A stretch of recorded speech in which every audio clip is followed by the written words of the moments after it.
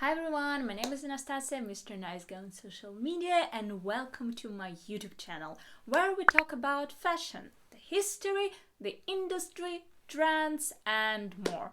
I'm happy to have you here.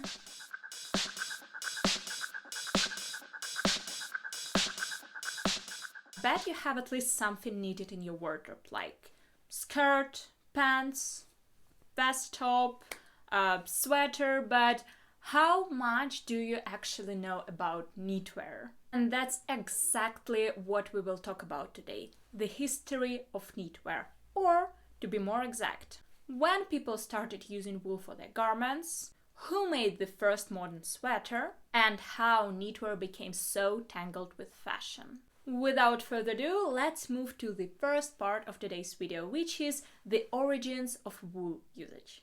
Well, wool is a text fiber, not a fabric yet, which is obtained from sheep or other animals. So to speak, cashmere, mohair, and angora are types of wool as well, taken from goats and rabbits accordingly. Although sheep were domesticated somewhere around 900, 700 BC, they were still wild sheep, more hairy than woolly. It took approximately 1,000–2,000 years to breed species that kind of resemble modern woolly sheep. According to National Geographic, the oldest woolen garment we know of today are a pair of woolen pants. They are approximately 3,000 years old, found in Yankai tombs in western China.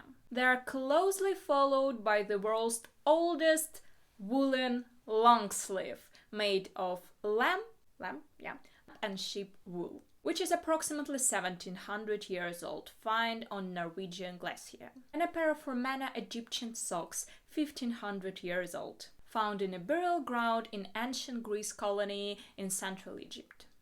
And yes, they might be the predecessors of the 15th century Japan tabis, which became the inspo for the now famous Martin Margiela tabi boots. During Roman expansion, sheep were taken everywhere with them because they were clothing, food, and probably even shelter.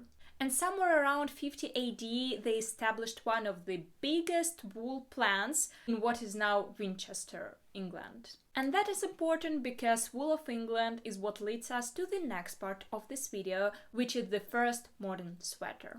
Of course, people wore wool all throughout ancient and medieval times, but it wasn't in the form of a sweater we know today. Underwear? Yes. Outerwear and capes? Yes. Woolen blouses to be worn under chain armor? Also yes, but not sweaters.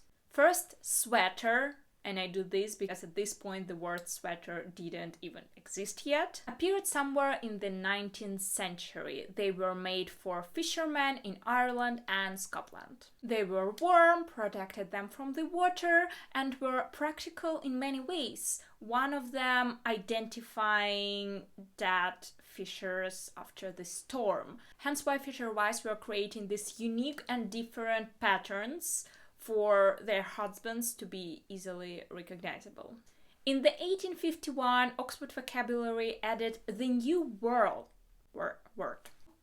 into English. It was gwernsey. I'm just leaving it here for you. It's the name of the island famous for its woolen garments.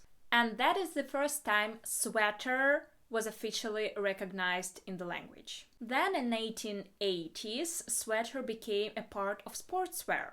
They were rather heavy wool dark blue pullovers with one purpose only: to protect athletes from cold before and after their contests. In the end of the 19th century, sweaters were prescribed by doctors to patients who wanted or had to lose weight. And that's where the word sweater finally appeared, from the verb to sweat. In the beginning of the 20th century, they were further shifted into the ski wear category, and then after World War I, in the 1920s, sweaters also became a part of the army wear. Pilots, sailors, and those who worked on the submarines, to be exact. And that's when sweaters start to interfere with the world of luxury fashion and designers, which means that it's time for us to move to the third part of today's video, which is how sweaters became so tangled with fashion. In the 1920s, Coco Chanel was championing usage of wool somewhere other than menswear and sportswear. It was, as you might know in her case, a jersey material which she turned into dresses, twin sets and cardigans. Rumor has it Chanel preferred her sweaters with buttons, so they didn't mess with her hair. In 1927, the first ever sweater was published in French Vogue.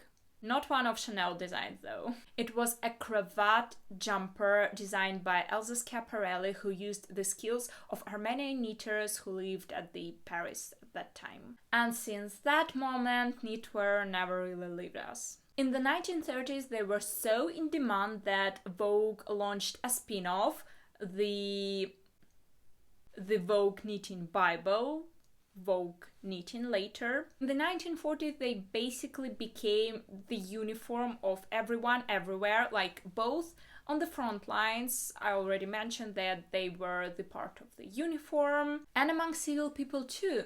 They were both practical and a part of army uniform too, which influenced fashion a lot during the war period. And in the 1950s, sweaters enter Hollywood in the face of Marilyn Monroe. The term sweater girl was created, which became the synonym for the new sexy.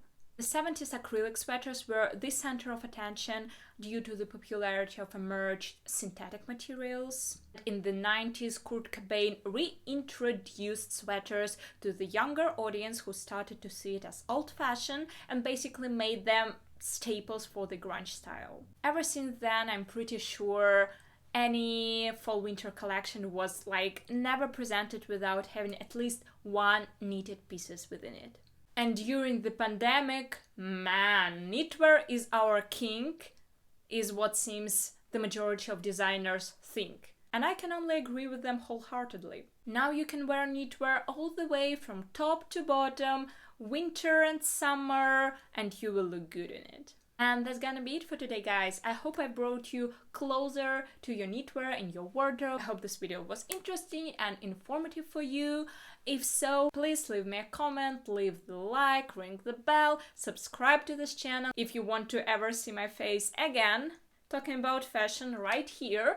And if you want to see more content made by me, check out my Instagram, TikTok, Telegram, Pinterest. It's Mr. Nice Guy everywhere except for the Telegram. My Telegram is called Nice Guy Style. And other than that, I'll see you next Wednesday. Nice style, everybody!